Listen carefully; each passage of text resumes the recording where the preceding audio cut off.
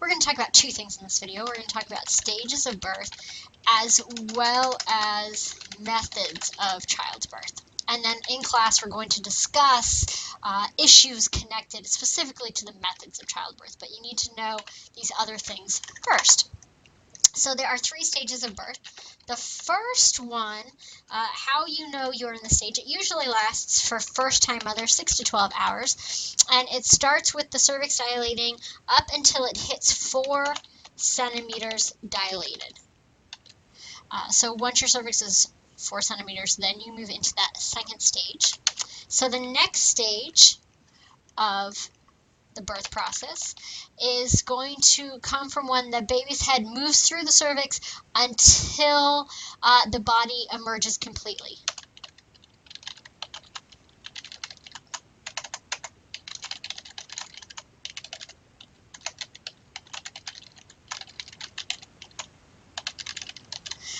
So again, they tend to base the length of this for first-time mothers, and that is 90 minutes. Again, this can vary, but generally speaking, it tends to be 90 minutes. So you become fully dilated, and the baby moves all the way through the birth canal. So at this point, the kid is there. So what could that third stage be? The third stage of the childbirth process is called the afterbirth.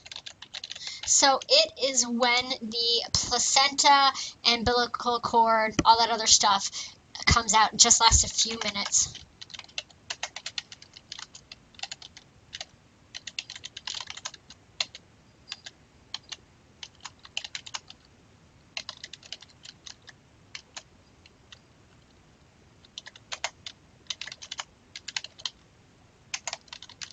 So that is the afterbirth. Those are the three stages.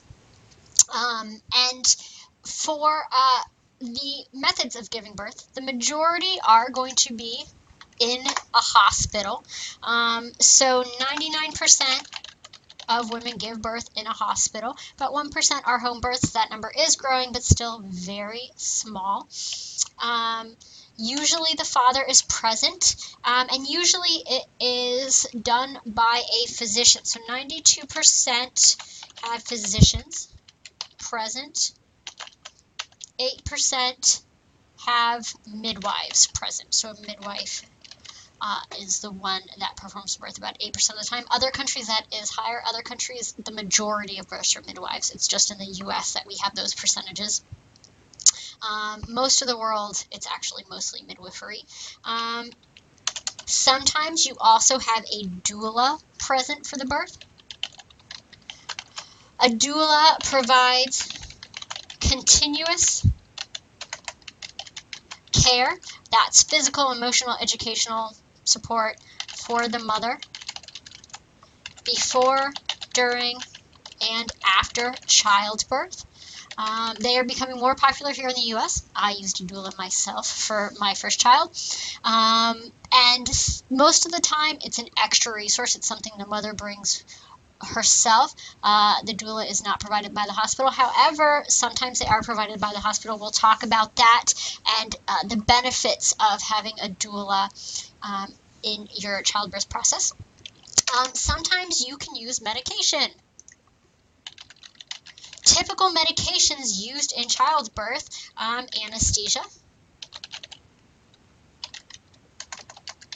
The most common anesthesia, you're not really going to use like general anesthesia. You don't want to be knocked out for this thing. It would be an epidural, which is going to block sensations from wherever the epidural is, the waist down. There are some epidurals where you can still move a little, some where you're paralyzed and can't feel. And in class, we will talk about the benefits versus the downsides of using medication like an epidural. Another common medication that is used is synthetic oxytocin. So oxytocin is a hormone that your body releases that causes contractions. Your body naturally releases this during childbirth. If you give yourself synthetic oxytocin to help increase those contractions, most of the time that is going to be Pitocin. And again, in class, we'll talk about the benefits versus the risks of Pitocin, but that is a form of oxytocin. Another sort of distinction or thing you can add during childbirth is the idea of natural childbirth. So if you have a natural childbirth, that means you are not using any drugs. There is no epidural, there is no Pitocin, it's totally on your own. No drugs. Oftentimes, if you have a planned natural birth, you are going to be having a prepared childbirth. An example of a prepared childbirth would be one using the Lamaze system. So what prepared means is that you basically have lessons, you take classes. This is what happens physically when you give birth. Here are breathing techniques you can use during labor since you're not getting the drugs to help with the pain. So the assumption is if you are prepared for what childbirth is going to be like, you won't need drugs to help you along.